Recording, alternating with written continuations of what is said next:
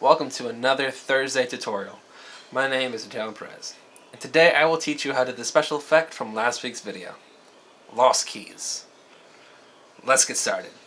Now, first things first, I like to say, don't do this to get into other people's houses because it's kind of mean. I did this by accident because I thought it was my house, but it really wasn't.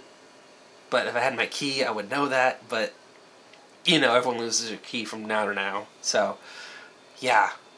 Stuff happens. Anyway, let's get started. The only shots you need for this is one of your talent or actor walking through an open door, and another of the video of a door closed. Now, both of these shots need to be tripod shots, and the camera does not move for these shots. Just keep the camera completely still for both shots recorded. This will make the editing a lot faster in the long run. So now, let's get to editing. So here's a clip I have. I have one clip of me walking through an open door. Pretty simple. Throw that into the timeline. Or another video of a closed door, I'll say. And those are the only two shots you need. Now this is the part where you need to edit a little bit. Click the top clip here of you walking through an open door. We're going to right click and go up to nest. Going to nest that together. We're going to go inside that nest.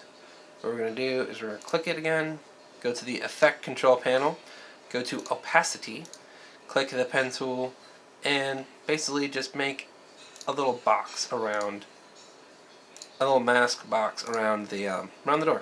Well, bam. And of course, move the points around just so you cover the door in its entirety. And what we're going to do, under the mask properties, under mask expansion, you see invert, you can click that. So now you have us looking into just a blank space. The effect is halfway done. I kid you not. So now if we back up from the nested sequence we just made, we click this right here. So now we have us going through an a closed door. Okay, so now we have us walking through a closed door. Now, we see it looks a little weird, so we're going to fix that. We're going to go back to our nested sequence. What we're going to do, we're going to add another mask, but this mask is going to be around our subject. Now, I would suggest waiting to a point to where your subject is close to the door to start the mask, just because it's a lot easier to fiddle with it and stuff. So let's go here. We're going to go to Mask, Opacity. We're going to make another mask over our subject.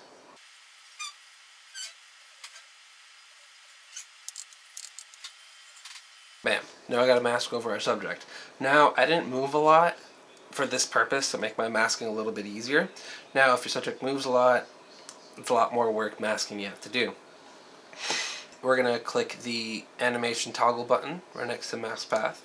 We're going to also do that for mask feather, mask opacity, and mask expansion. We're going to mess with these later on just to make the transition going through that door a little bit more smoother. So we're going to go forward in time. I'm going to go all the way to the end of the clip, basically. Or all the way to where you don't see me anymore. I'm going to click the mask and just drag it along, try to find me. And find some points that kind of match up, and just fix the other ones.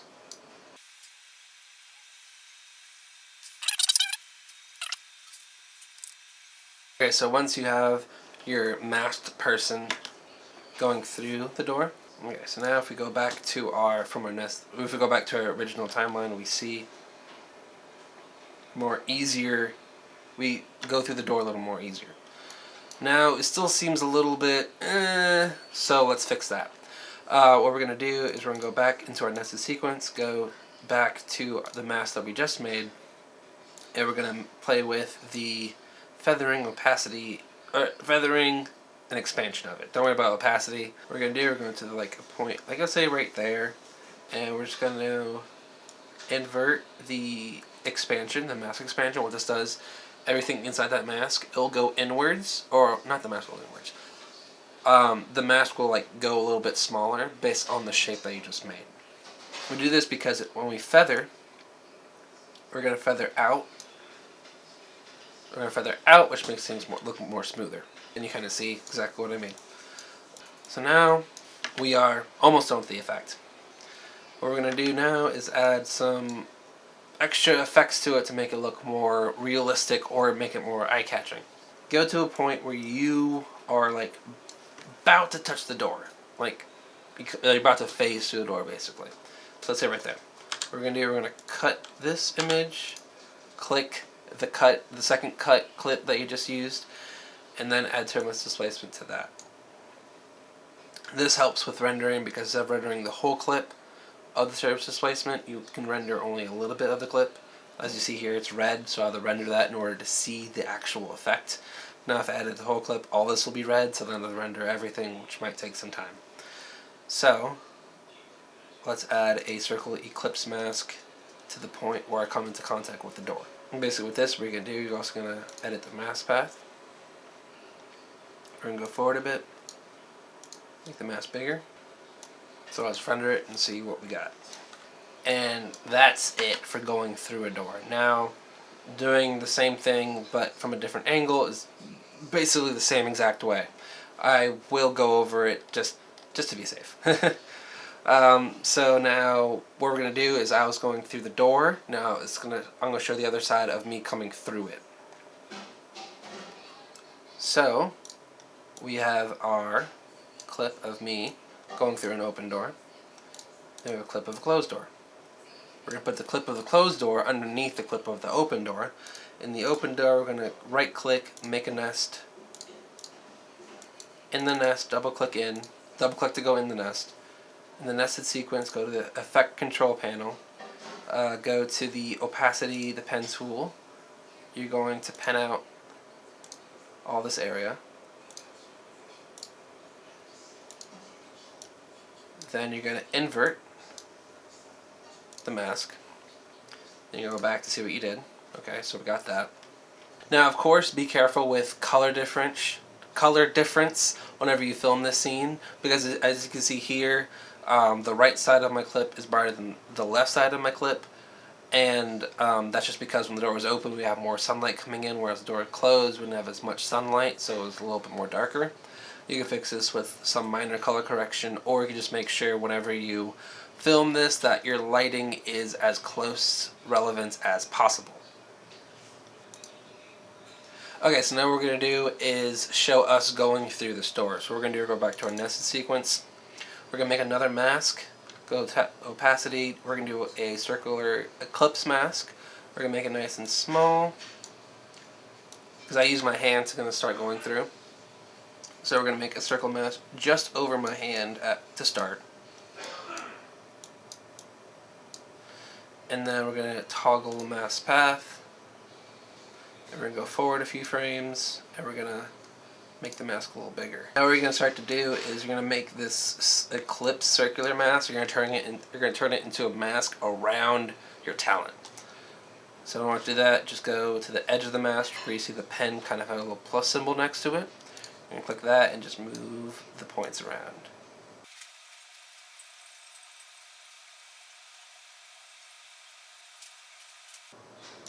Now, as I did before, to make it a little more easier, I suggest you going to the end of your clip. Let's say my end of my clip's right there. Just going to the end of your clip, adding a mask over that, and then working backwards from there.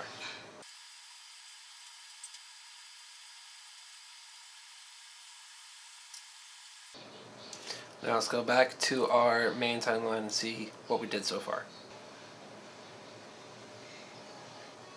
Now, as you see, it looks kind of good, but of course, let's add some effects to it to make it look better.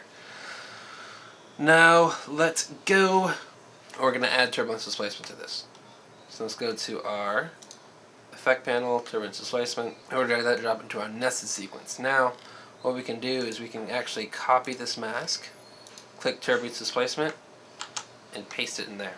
So now the turbulence displacement follows that same exact mask we just made, which saves us a lot of trouble. So let's see what we got. And that's what we got. Now, put these two clips together.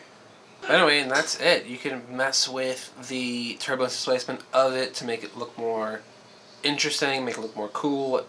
Just do whatever you would like with this effect. I mean, the choice is all yours. I decided not to go too much in depth with the effect. I just wanted to make it kind of simple and a little bit easier. But anyway, that is all. Thank you for coming to this week's Thursday tutorial. Please like and subscribe. I'll see y'all soon. Be safe.